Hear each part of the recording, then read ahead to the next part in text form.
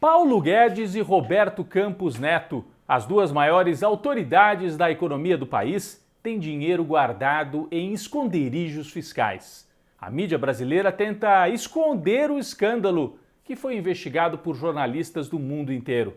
Mas Paulo Guedes acaba convocado para se explicar na Câmara dos Deputados, o que mostra o isolamento do ministro. O Centrão quer se livrar dele antes de 2022. Lula articula em Brasília e, segundo as pesquisas, é o candidato mais preparado para recuperar a economia e para combater a corrupção. Eu sou Rodrigo Viana e esse é o Tempero da Notícia, que está começando agora.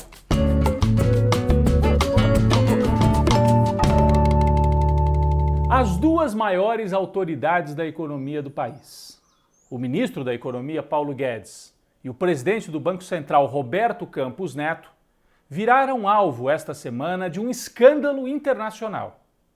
Um consórcio de jornalistas de vários países investigou, apurou e revelou a existência de centenas de empresas offshore com contas, com dinheiro escondido em contas aí pelo mundo. O que quer dizer isso? Empresa offshore é uma empresa aberta em paraísos fiscais, ou as pessoas preferem dizer esconderijos, fiscais. O sujeito vai lá e abre uma empresa só no papel em nome dele. Não existe a empresa, é só para constar. E com o nome desta empresa, ele vai lá e abre uma conta num terceiro país, nos Estados Unidos, na Suíça, na Inglaterra. E com isso esconde o dinheiro, que não fica no nome dele, fica em nome de uma empresa que ninguém sabe de quem é. Bom, Paulo Guedes e Roberto Campos, as duas autoridades fizeram isso. Antes de entrar no governo, é bom que se diga, né? Fizeram antes de entrar no governo. Mas qual é a gravidade? O Paulo Guedes, por exemplo, tem 9 milhões de dólares guardados numa dessas contas, em parceria com a esposa dele, né? Bom, ele é ministro da Economia, ele é o responsável pela taxa de câmbio, por tomar as decisões que fazem o real se desvalorizar em relação ao dólar. Significa que os mesmos 9 milhões de dólares lá fora, conforme o câmbio mexe aqui no Brasil, passam a valer mais em real.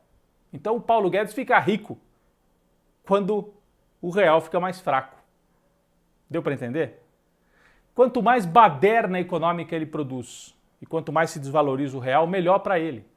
Então é incompatível, existe um sistema de regras para o funcionalismo público que proíbe que o sujeito que vai tomar decisões desse tipo tenha dinheiro, porque ele vai ser beneficiado pelas próprias decisões dele.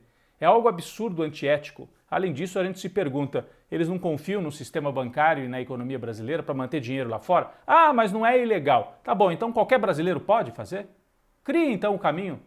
Paraíso fiscal para todos, que tal? Aí eu vou entender que não tem problema. O que chamou a atenção é que a mídia brasileira, ao contrário do que aconteceu no exterior a notícia ganhou manchete, né? Porque tem autoridade de outros países e empresários também nessa lista. Mas aqui no Brasil, a mídia, especialmente o Globo e a Globo, protegeram o Paulo Guedes e o Roberto Campos Neto. Não teve manchete no Jornal Nacional, não teve primeira página no Globo e teve o episódio ridículo, né, do jornal Valor Econômico, que é da empresa da Globo. Entrevistou o Roberto Campos Neto no dia seguinte do escândalo e tratou como se fosse assim, um fato menor. Perguntou de tudo para ele. E só lá no finalzinho, o senhor tem, né, um dinheirinho aí, né, no exterior? O senhor quer falar alguma coisa sobre isso? Não tem problema, né? Não vou me incomodar o senhor com isso, mas se quiser o senhor fala. Bom, por que será? Daqui a pouco vamos voltar a esse assunto ainda durante o programa. Por que a mídia brasileira protege aqueles que têm dinheiro no exterior? Mas a proteção não adiantou muito. O Guedes, Paulo Guedes, acabou convocado pelo plenário da Câmara dos Deputados para se explicar. Normalmente os ministros vão em comissões, né, naquelas comissões temáticas para prestar esclarecimentos, mas dessa vez é no plenário. Isso é muito raro.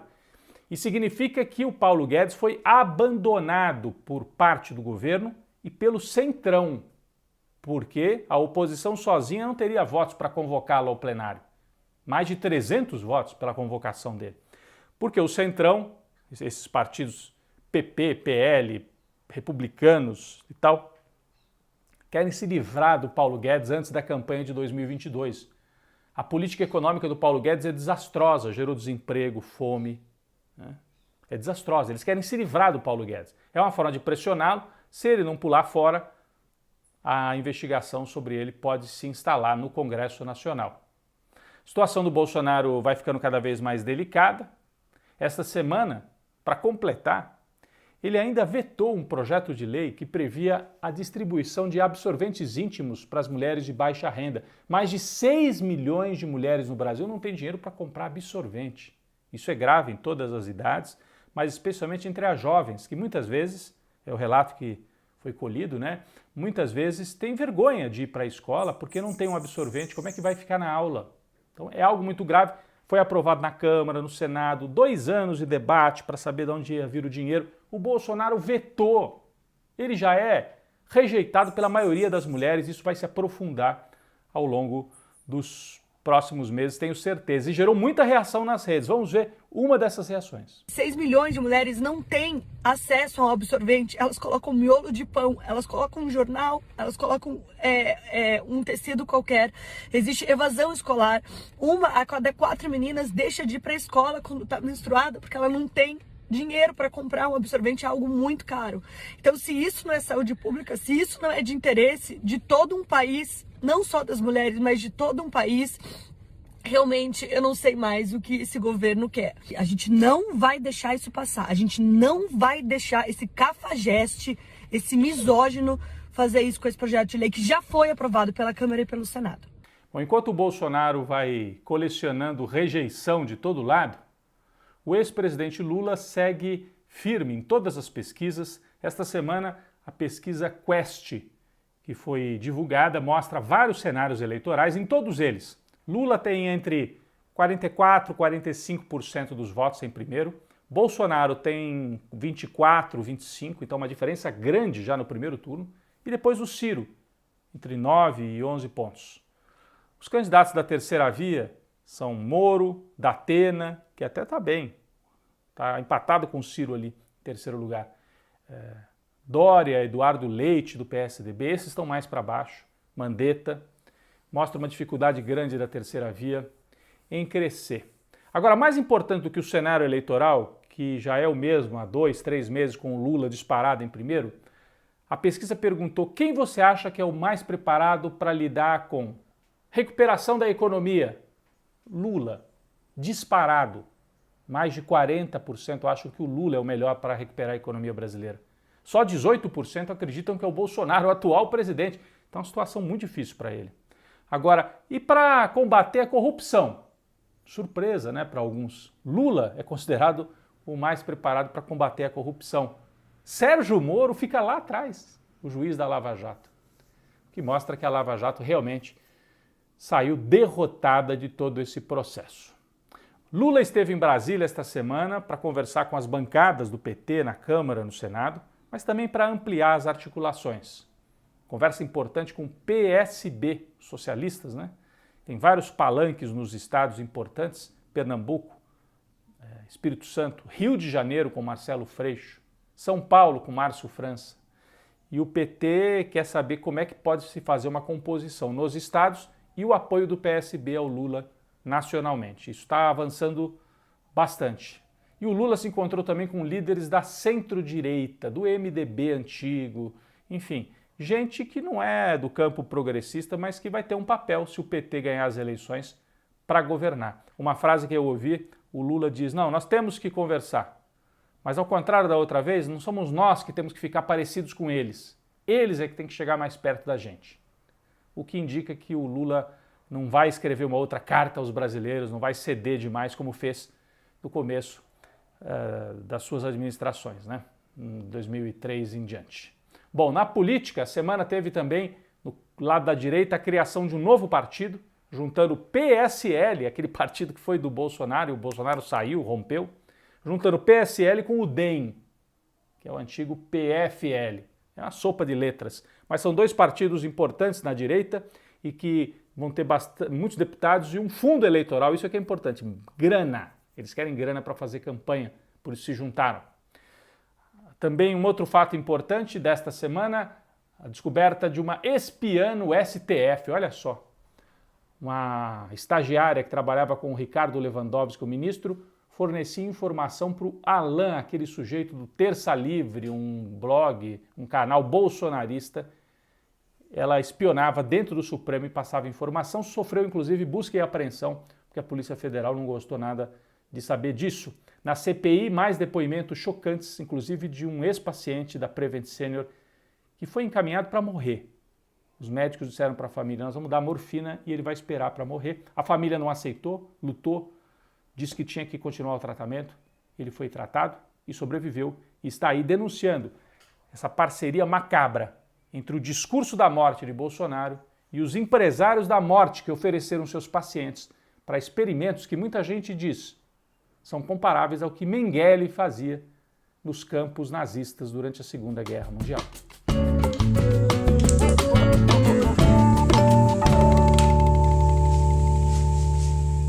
Quem vai para a panela de pressão esta semana é a turma da mídia, os donos da mídia brasileira, que tentaram proteger Paulo Guedes e o presidente do Banco Central, Roberto Campos Neto, no escândalo das offshores, da grana escondida no exterior. A gente ficou sabendo que, além de serem parceiros na política econômica ultraliberal, eles esconderam o escândalo porque alguns deles também têm contas, do mesmo jeitinho que o Paulo Guedes. Então, o consórcio internacional de jornalistas que investigou autoridades e empresários que mantêm dinheiro sem pagar imposto, dinheiro às vezes de origem duvidosa, descobriu que herdeiros do grupo Globo, uma neta de Roberto Marinho, chamada Paula Marinho, é dona de várias offshores. Será que o dinheiro está declarado? Os donos da Jovem Pan, do grupo Jovem Pan Rádio, site, também estão na lista. Ratinho e seus filhos, que são donos de retransmissoras do SBT, é outra família de bilionários da mídia na lista dos esconderijos fiscais. E tudo isso ficou claro na investigação feita por jornalistas internacionais. E quando a gente compara a forma como o Globo e outros jornais cobriram esse escândalo com os jornais de fora do Brasil, olha só, Le Monde francês, manchete em primeira página para o escândalo. The Guardian, jornal britânico, a mesma coisa. The Washington Post também deu manchete para os bilhões escondidos pelos bilionários, Aqui no Brasil, boca calada, porque eles são sócios da política econômica e também gostam de esconder o seu dinheiro no exterior. Aliás, uma família que também apareceu na lista, a família Tivita, sabe quem são?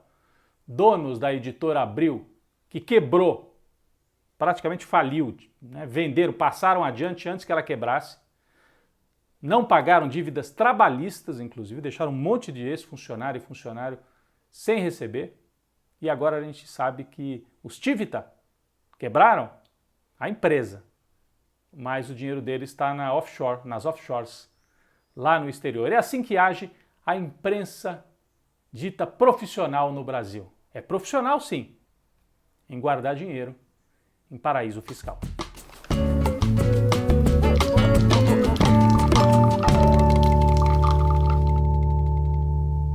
Bom, nosso cafezinho essa semana vai para manifestantes, muitos deles do MST, o Movimento do Sem Terra, que foram para a porta do Ministério da Economia em Brasília e fizeram um escracho.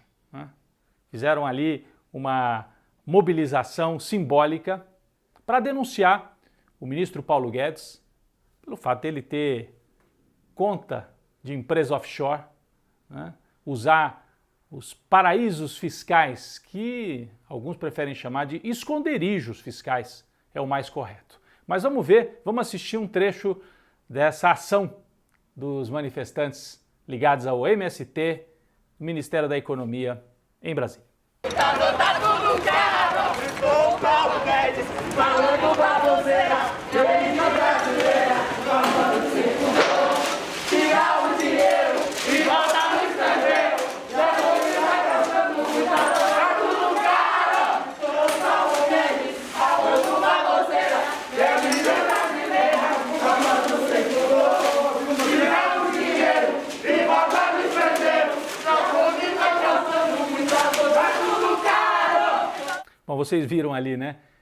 Trajes de banho, alguns deles com guarda-sol, né?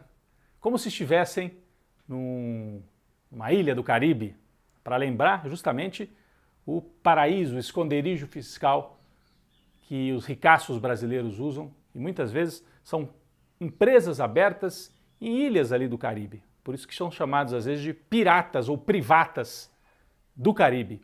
Um bom humor para lidar com uma situação trágica, já que Paulo Guedes é responsável pela fome, pela política econômica da fome e do desemprego, ao mesmo tempo que mantém o dinheiro dele fora do Brasil, sem compromisso nenhum com a economia real e com os brasileiros.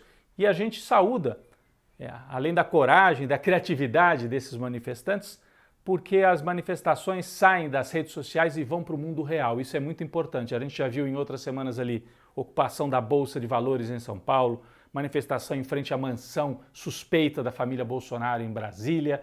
Então são atos que são simbólicos, mas são no mundo real. Um cafezinho para os manifestantes que têm a coragem e a criatividade de transformar a indignação em atitudes desse tipo.